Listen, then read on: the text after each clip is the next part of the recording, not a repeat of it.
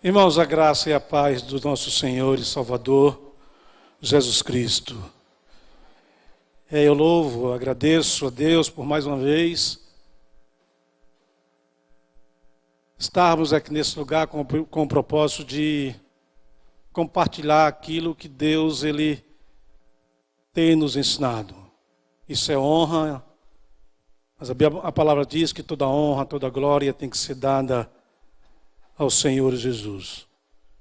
Gostaria que sentado como os irmãos estão, abra sua Bíblia, meu irmão, no livro de Gênesis, capítulo 37, versos 28 e 36. Gênesis, capítulo 37, versos 28 e 36.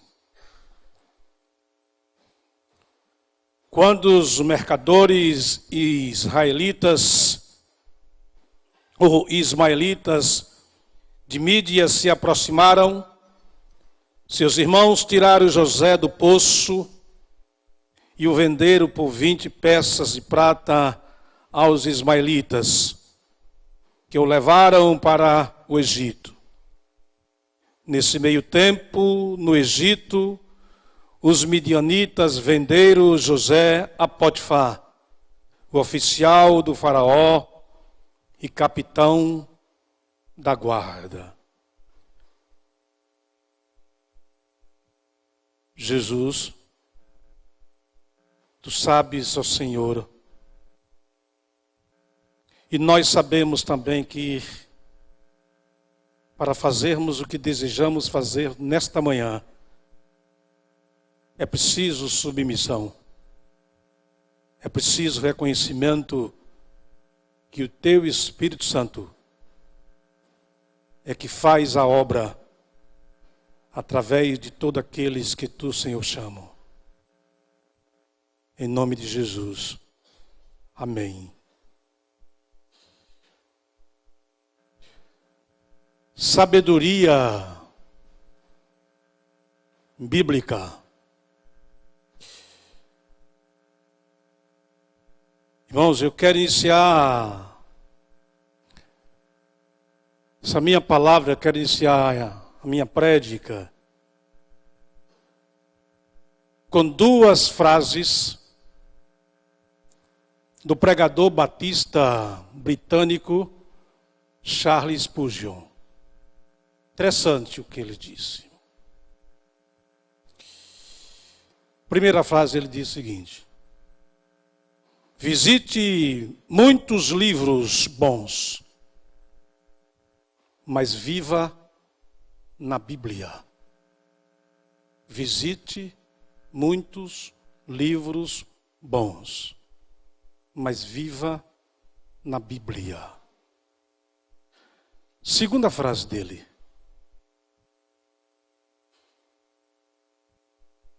a igreja não determina o que a Bíblia ensina. É a Bíblia que determina o que a igreja deve ensinar. Eu vou repetir.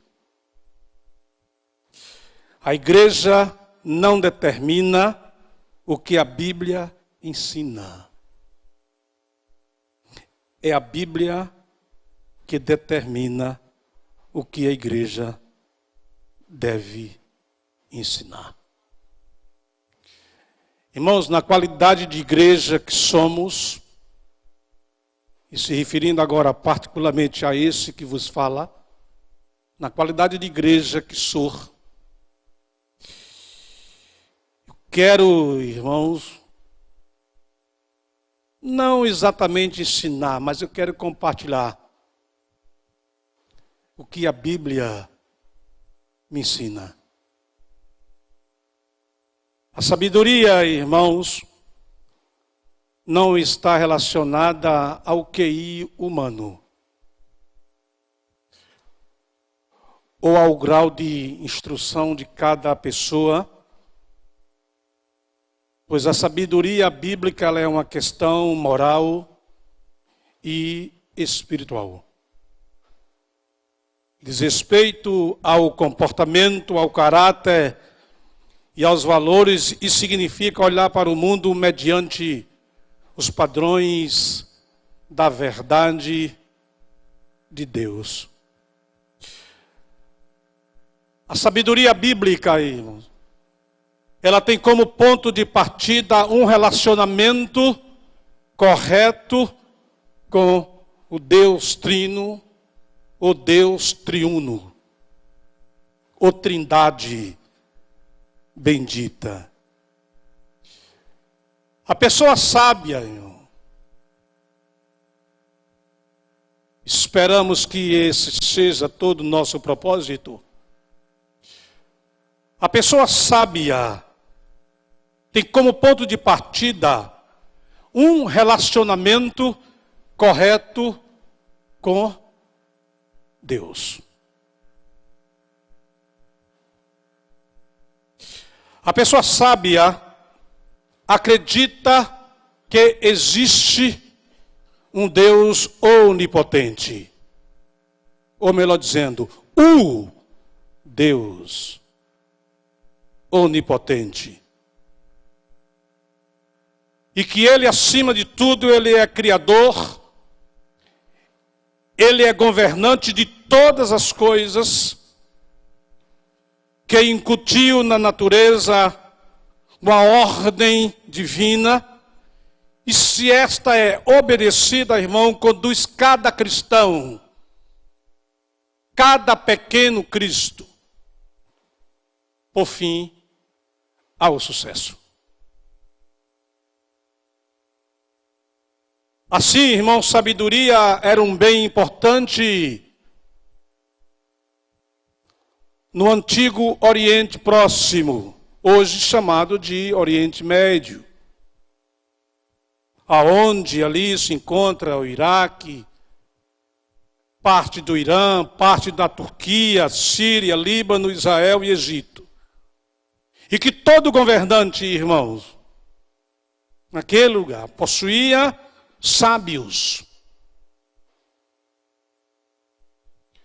Sábios que costumava consultar antes de tomar qualquer decisão crítica.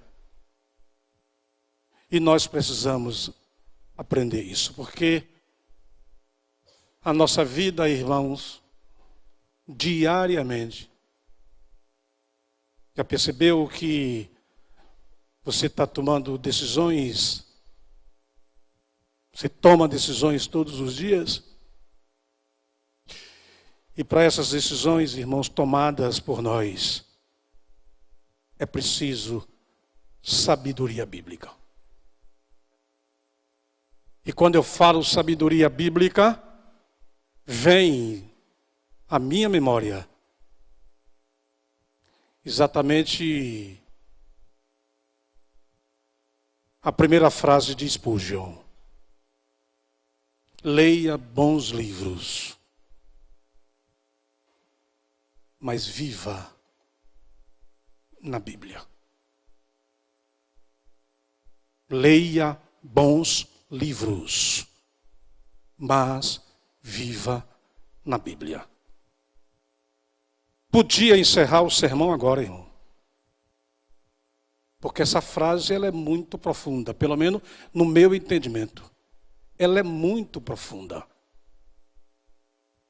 Ela revela para nós lições, irmãos, fundamentais. Lições importantíssimas para a nossa vida. Mas como temos tempo, vamos continuar com a nossa prédica, irmãos. O contexto dos versos 27 e 36 do capítulo 37 do livro de Gênesis que nós lemos, irmãos, nos informa que José ele foi vendido pelos seus irmãos. E daí então, até o capítulo 50, versos 15 e 21 do mesmo livro, Gênesis, Atentamos, irmãos, ali para 4 situações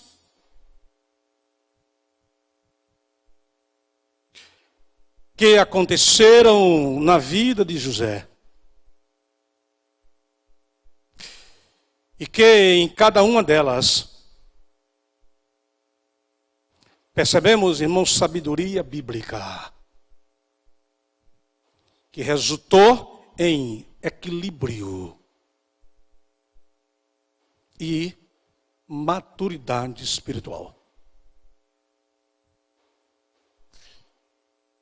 E é isso, irmãos, que nesse momento eu faço questão de compartilhar, irmãos, com a igreja, mesmo tendo ciência que alguns já podem até saber.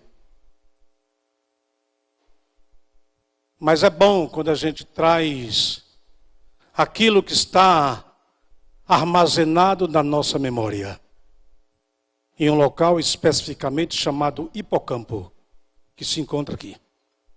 É bom quando a gente traz, é bom quando a gente aguça, é bom quando a gente mexe com isso. É bom. Consideremos, pois, as situações. Primeira situação que vai nos ensinar, irmão. Primeira situação que José ele passa, ou ele viveu na casa de Potifar. E diga-se de passagem que o texto revela que nesse momento vivido por José, ele tinha 17 anos. Experiência um tanto quanto ainda pequena, mas mesmo com essa experiência, esse adolescente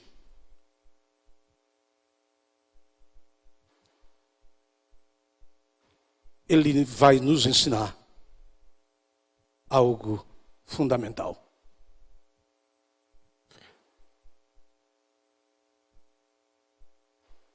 Texto Gênesis 39, 6, 7 diz: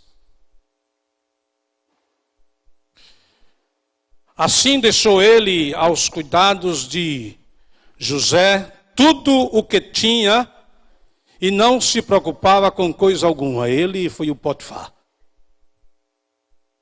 Exceto com sua própria comida, José era atraente e de boa aparência, e depois de certo tempo, a mulher do seu senhor começou a cobiçá-lo e o convidou. Venha, deite-se comigo.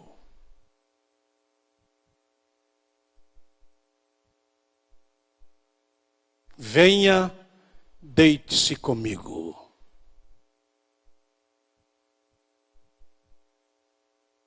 Que convite, hein? Que convite para um jovem de 17 anos.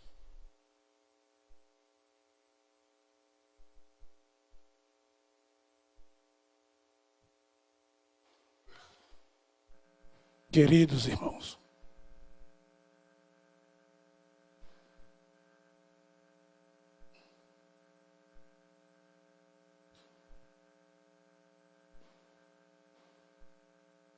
vamos agradecer a Deus, irmãos, o fato de termos esse livro à nossa disposição.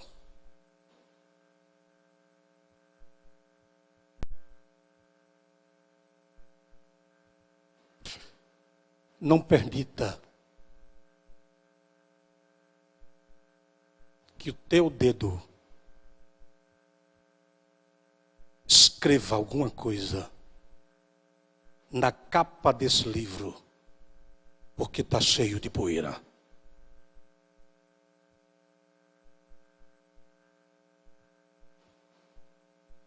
Veja o que esse livro nos ensina.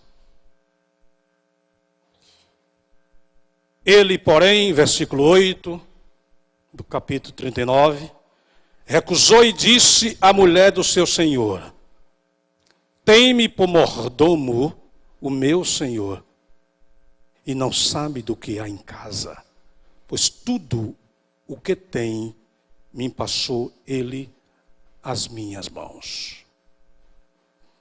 Ele não é maior do que eu nesta casa, e nenhuma coisa me vedou, senão a ti, porque és sua mulher. Como, pois, cometeria eu tamanho erro contra o meu Deus?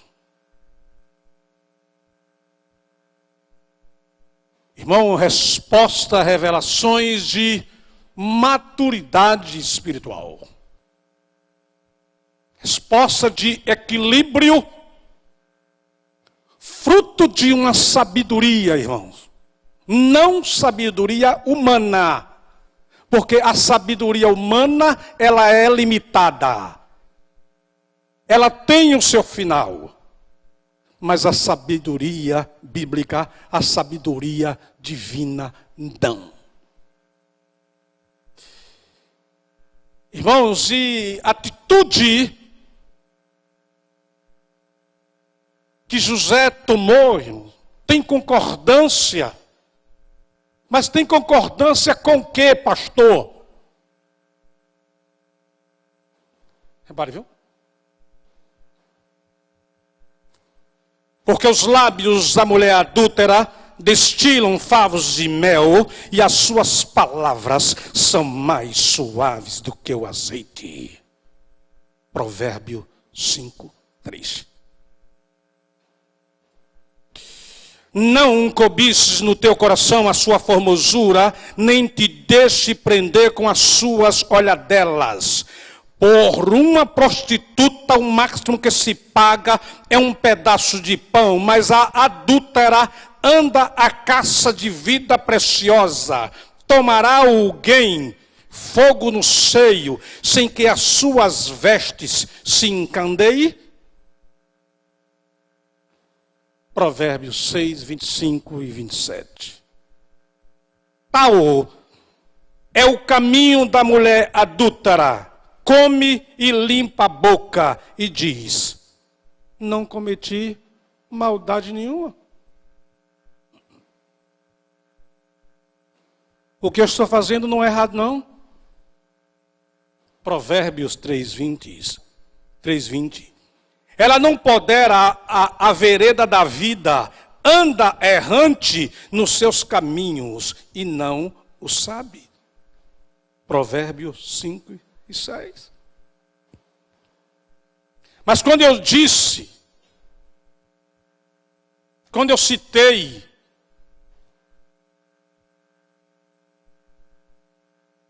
leia bons livros, ou leiam bons livros, mas viva na Bíblia, é porque a Bíblia diz que lâmpada para os meus pés é a tua palavra e luz para os meus caminhos.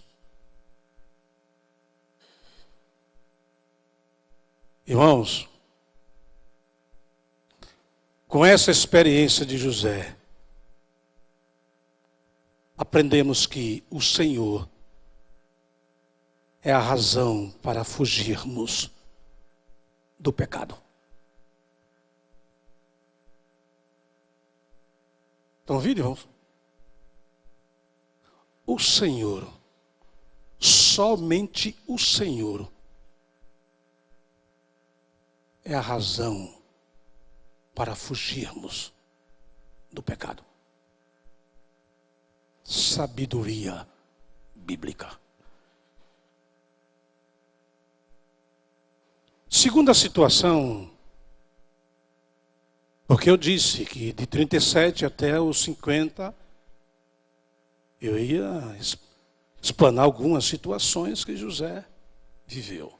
Segunda situação, A situação agora é diante de Faraó. Este lhe disse: tive um sonho e não há quem o interprete. Ouvi dizer. Estou lendo Gênesis 41, 15 e 16. Ouvi dizer, porém, a teu respeito, que quando ouves um sonho, pode interpretá-lo.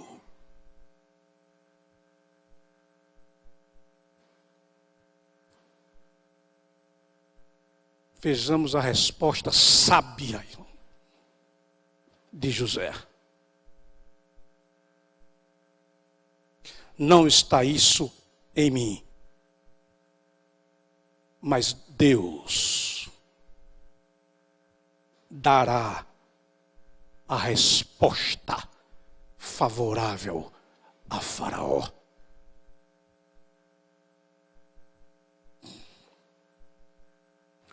Conhecimento que nós temos, meu querido, é dado por Deus. Conhecimento que você adquire, seja lá onde for.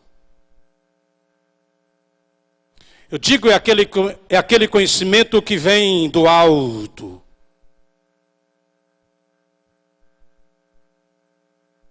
Não é aquele conhecimento que vem através da nossa natureza humana. Não é esse conhecimento. Não é o conhecimento que surge depois de Gênesis capítulo 3. Porque para quem veio quinta-feira eu disse que o problema do ser humano se encontra depois de Gênesis capítulo 3.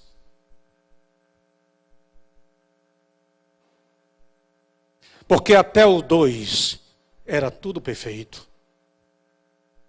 Mas depois do 3 em diante,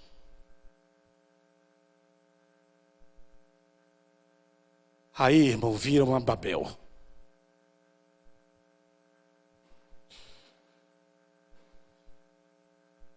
Amados, pelo fato de Deus não ser na verdade quem Ele é, eu tiro o não e ao invés de não é ser, pelo fato, na verdade, de Deus ser o que Ele é, Ele sabe de tudo e tem resposta para todas as coisas. Ele sabe de tudo, irmãos. Precisamos, irmãos, colocar em prática. Precisa ser algo mais pragmático que nós ouvimos aqui, através das crianças. Precisamos colocar em prática, irmão, a fé que Deus nos dá. Quando o livro de Hebreus diz que a fé é o firme fundamento das coisas que se esperam e a prova das coisas que não se vê. 2 Coríntios capítulo 5, versículo 7 diz que nós não vivemos pelo que a gente vê. O cristão não vive pelo que ele vê. O cristão vive pela fé. E a Bíblia, meus queridos irmãos, ela é uma questão simplesmente de fé.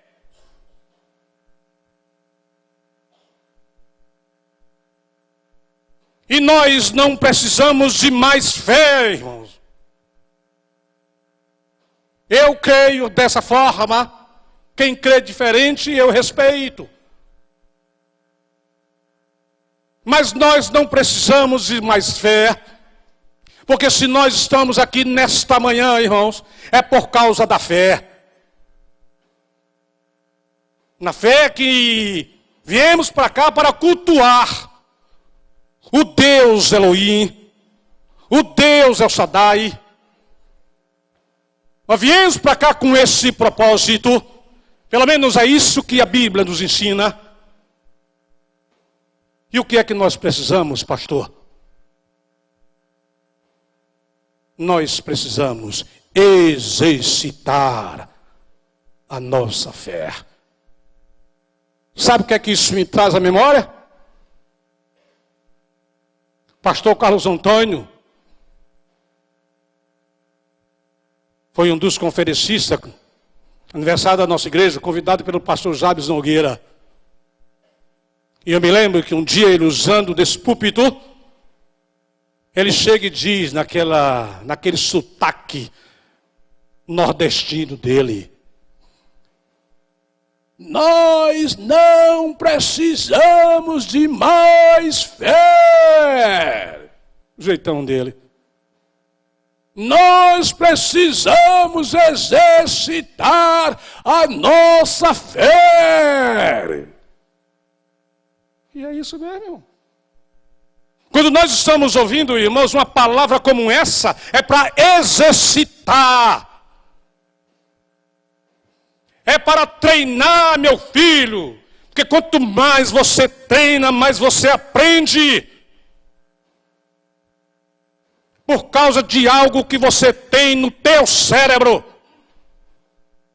chamado sinapse, que é a comunicação de um neurônio com o outro.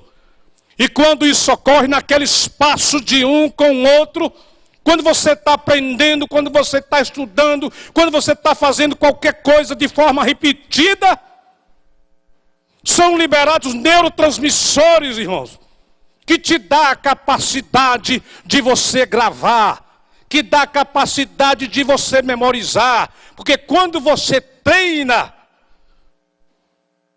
sai de uma memória chamada de memória de trabalho e vai para uma memória chamada memória de longo prazo. Por isso que a gente percebe na pessoa do pastor Jabes Nogueira, quando você faz determinada pergunta para ele, ele vai buscar na memória de longo prazo. Está lá. Ficou. Alguns recentes falham. Por isso que eles às vezes perguntam, é o quê, irmão? Ele pergunta várias vezes. Porque a memória de curto prazo dele está falhando, irmãos. Então, querida, a partir do momento que a gente ouve, a palavra de Deus é treinamento.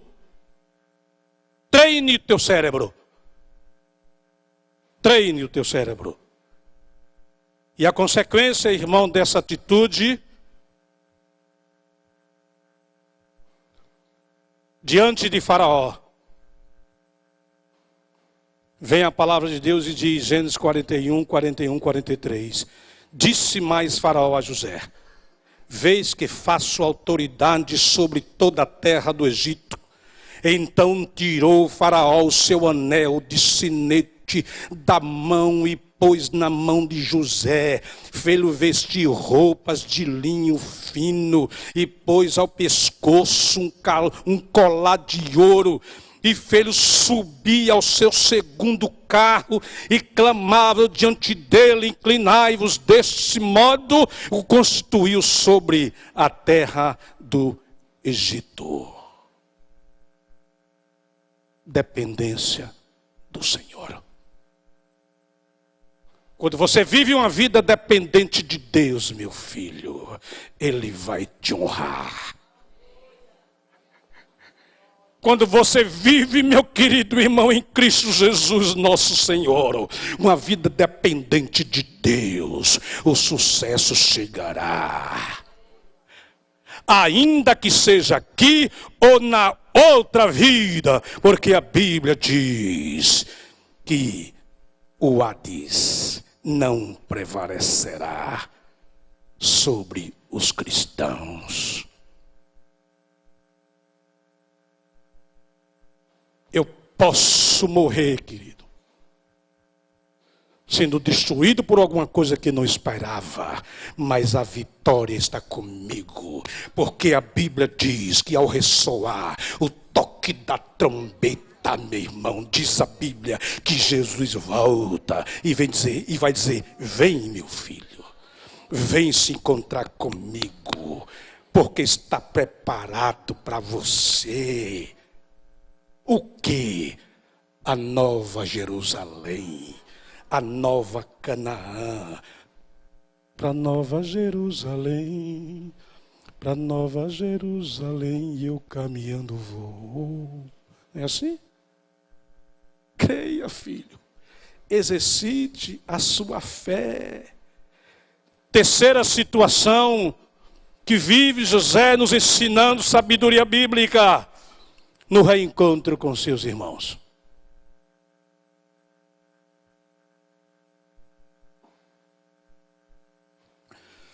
O reencontro com os irmãos dele. Vamos ao texto. Vamos ao texto. Gênesis 42, 21, 24. Então disseram uns aos outros, na verdade somos culpados no tocante a nosso irmão, pois lhe vimos a angústia da alma, quanto nos rogavas, e não lhes acudimos. Por isso nos vem esta ansiedade.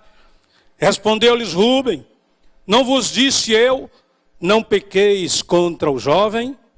E não me quiseste ouvir, pois vede aí que se requer de nós o seu sangue.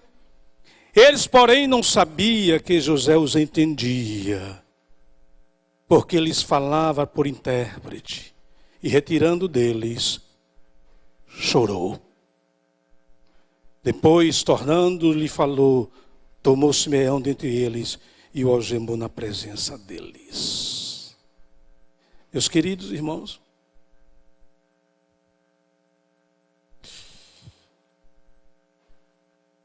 ao invés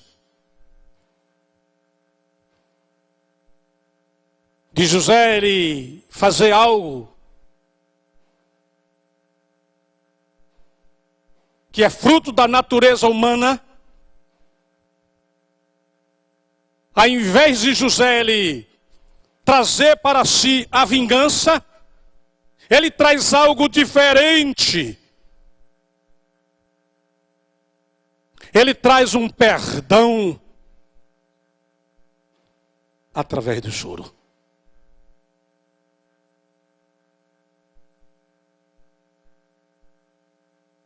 Ele traz um perdão através do choro, irmãos.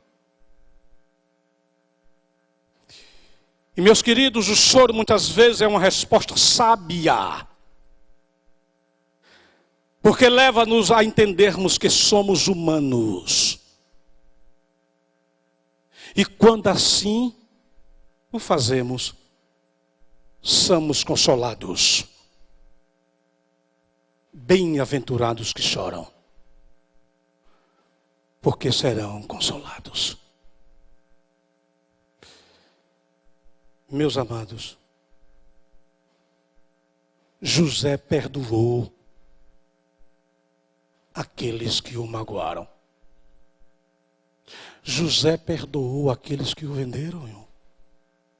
Mas só que não era isso que eles esperavam. A Bíblia diz que quando você, irmão, perdoa alguém, ou perdoa o seu inimigo, a Bíblia diz que você amontou a brasa de fogo na cabeça dele. Porque quando ele faz o mal a você, não é o perdão que ele espera a vingança.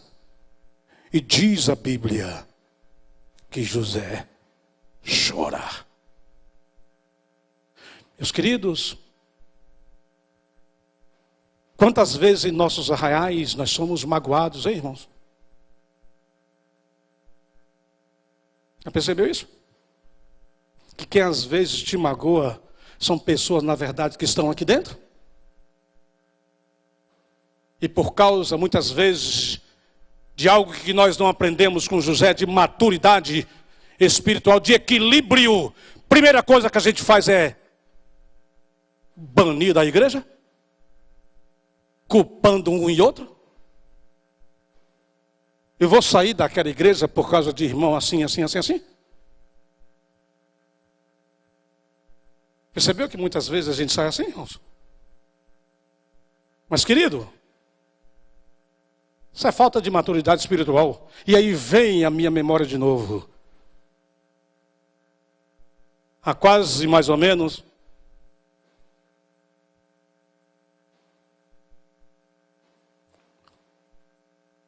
uns 35 anos atrás. Quando eu saí da Igreja Batista Brasileira e vim para a primeira Igreja Batista de Aracaju.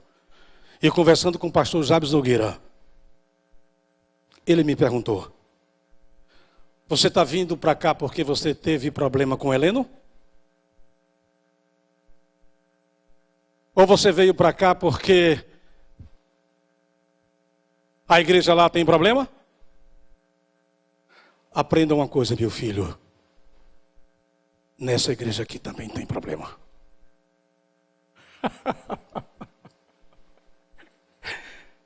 Porque se ela não tivesse, ela ia passar a ter porque você chegou.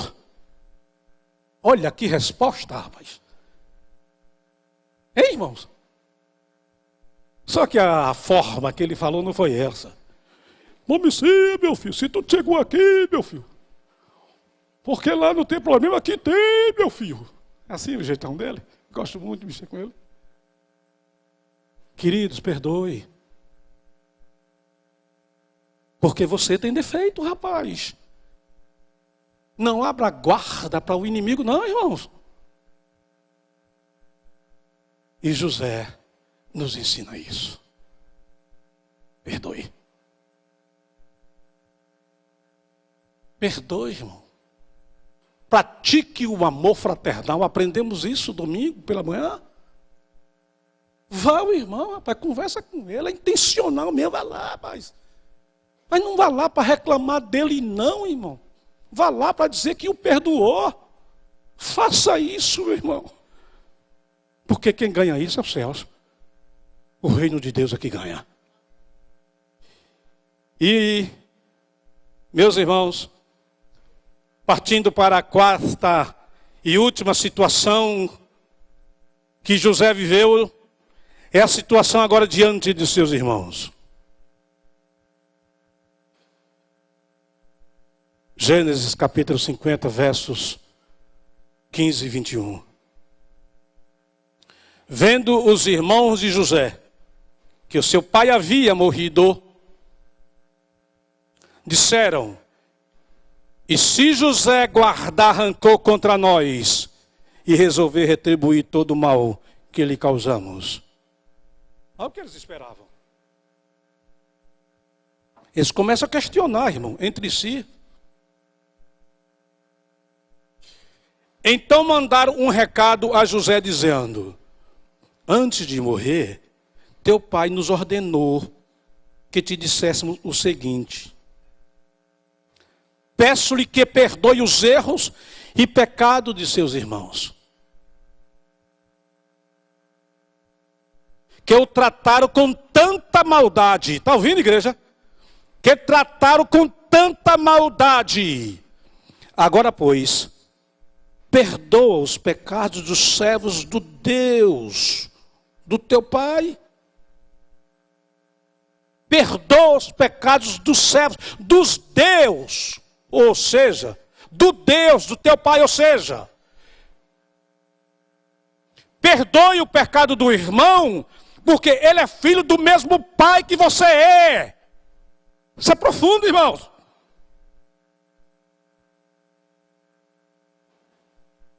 Eu vou perdoar meu irmão porque ele não é meu inimigo. Ele faz parte da minha família. O que eu preciso é de sabedoria bíblica, para assim o fazer. Eu preciso é de Jesus comigo no meu dia a dia. Eu preciso é viver Cristo em mim. Porque Jesus disse: sem mim nada podereis fazer. Nada poderei como? Se eu posso fazer qualquer coisa, eu posso matar, posso roubar. Não, não. Nada podereis fazer que agrade ao Pai. E aí ele continua, irmãos. Quando recebeu o recado, José chorou. Depois vieram seus irmãos, prostraram-se diante dele e disseram: aqui estamos, somos teus escravos. Resposta de José. Resposta sábia, irmão. Resposta madura. Resposta equilibrada que nos ensina, irmãos. Olha a resposta dele. Não temais. Acaso estou em lugar de Deus? Olha que resposta, irmãos. Não temas. Pode vir.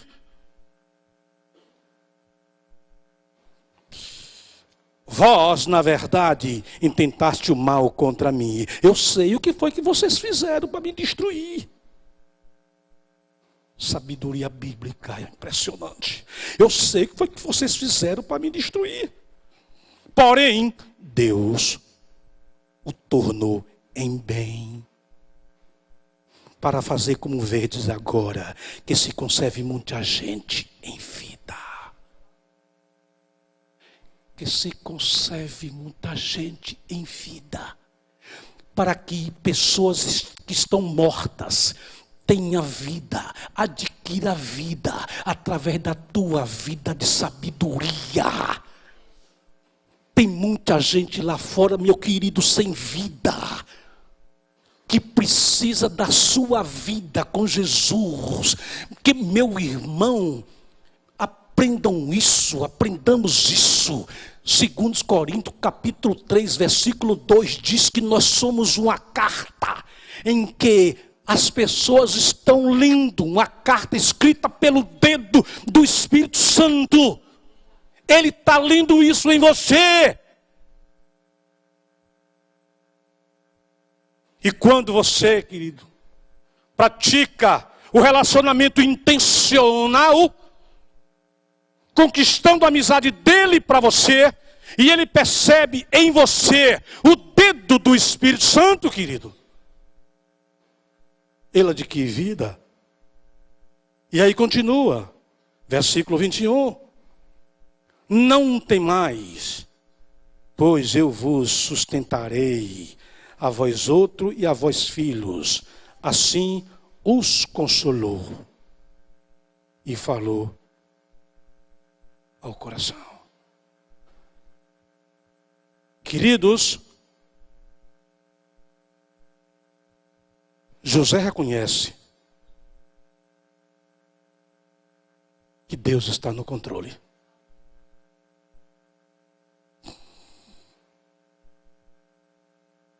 Sabemos que Deus age em todas as coisas para o bem daqueles que o amam. É difícil a gente aceitar isso. Você está passando por uma dificuldade, passando por um sofrimento, por um irmãozinho que fez aquilo que não deveria fazer com você, um comentário que ele fez com você, ou qualquer coisa parecida, e você achar, meu irmão, e você passar a acreditar nesse negócio que a Bíblia está dizendo que todas as coisas contribuem para o bem daqueles que amam o Senhor, isso só com Jesus. Isso só com Jesus, irmãos. Considerações finais. José nos ensinou a vivermos colocando em prática a sabedoria bíblica. De que forma? Quando eu reconheço que o Senhor é a razão para fugirmos do pecado. Quando eu reconheço que eu preciso viver na dependência de Deus. José nos ensinou que quando eu reconheço que eu preciso perdoar aquele que nos magoa, eu preciso perdoar. E eu preciso reconhecer que Deus está no controle. Nos dias de hoje, irmãos, o Senhor deseja que seus filhos sigam a orientação de Efésios, capítulo 5, versículos 15, que diz assim: portanto, vede prudentemente como andais, não como néscio, e sim como sábios. Amém? Vamos ficar de pé, vamos orar e depois vamos entoar o cântico que está orientado aí no boletim.